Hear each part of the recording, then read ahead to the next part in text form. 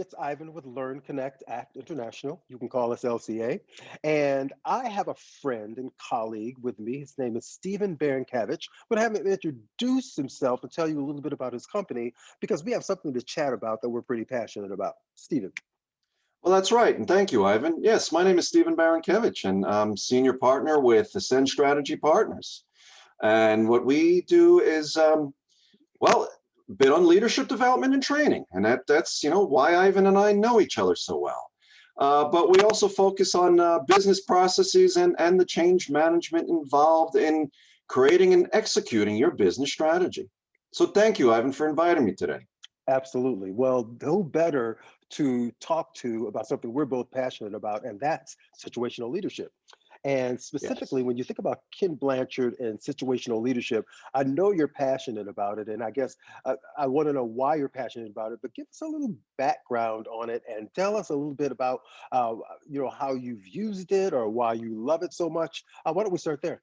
Sure. So a bit of the background is I've always admired the simplicity yet the sustainability around the philosophy. I mean, at its ground roots, it's all about talking with your staff and employees. Yep. And that sets the groundwork for a relationship, a personal relationship, a working relationship, but also a developmental relationship. If you Hmm. can't just sit down and talk with your employees, you're missing out on what being a leader is all about. Absolutely, 100%. And it's well, and you talk about the simplicity of the model. I mean, to look at the four quadrants that Ken Blanchard sets up, Right. where you have a D1, D2, D3, D4, and everything is all about and driven on task related behavior. That's why I love it because when Yes. you think about situational leadership, you think about managing people. Sometimes there's so much emotion in managing people. And what I like about what situational leadership does, it takes the emotion out of the interaction Yeah. and truly focuses on task driven behavior. Yeah, that's right. So you're focused on things that are objective, things that are tangible. You're looking at behaviors, and by doing that, you set up a conversation that's less defensive.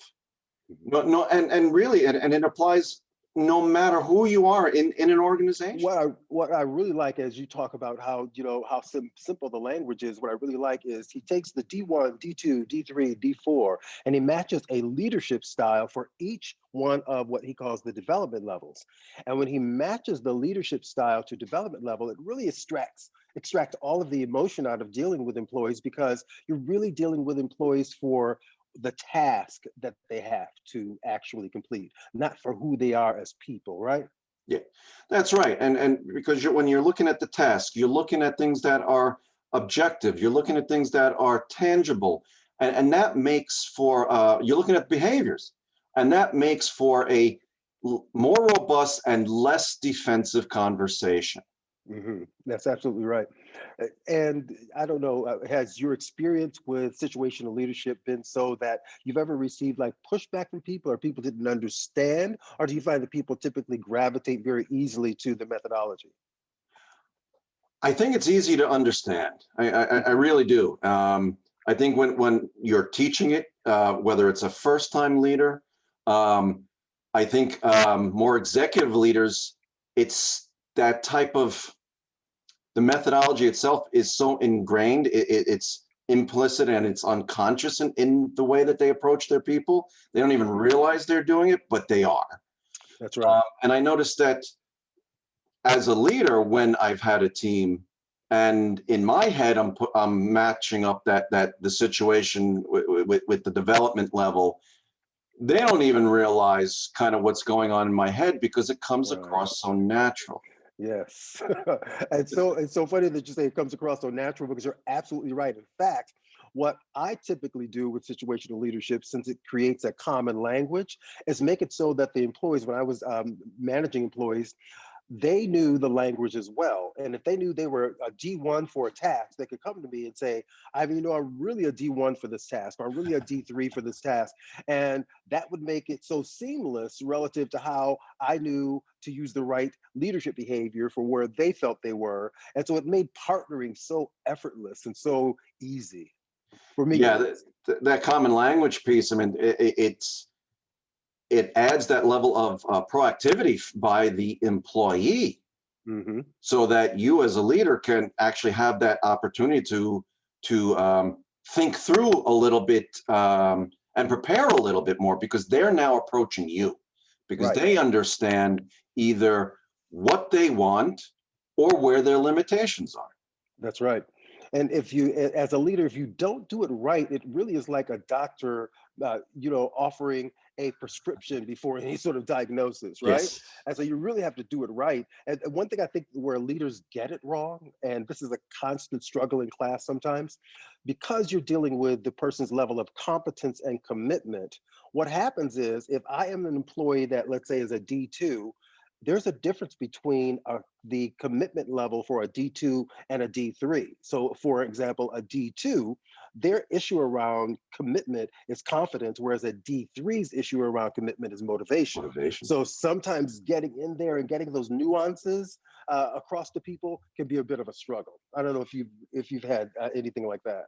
Yeah, and I think that relates back to what I said earlier, is in order to pick up those nuances, to understand those nuances, it's all then about the conversation you have with that person.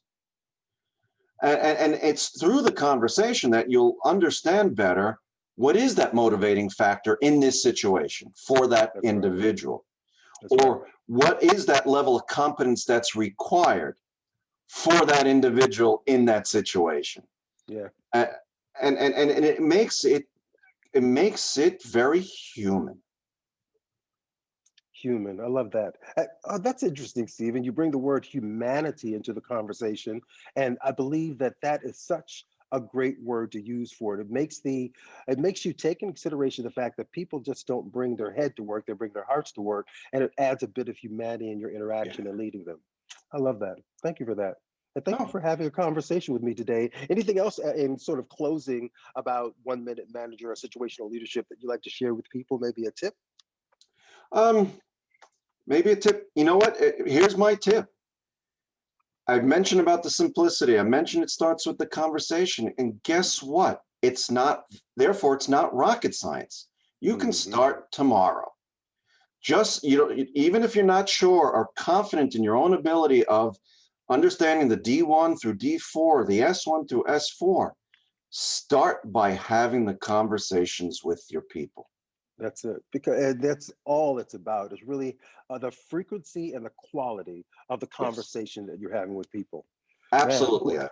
I love it. I love it. And I know you do too. And if you all want to learn anything more, contact Stephen or I. We'll have some information for you to do so. And thank you so much, Stephen, for being with me and chatting about that. Ivan, thank you so much for the invitation. This was a blast. Thank you, sir. Have a good Okay. day. You too. Bye bye.